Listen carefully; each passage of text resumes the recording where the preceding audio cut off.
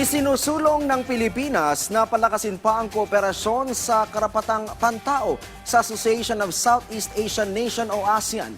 Ito po ang binigyan diin ng Philippine Representative to the IACHR, Severo Catura, sa dalawang taong pulong ng AICHR sa Maynila mula February 24 hanggang 27, kung saan tumayong chairship ang Pilipinas.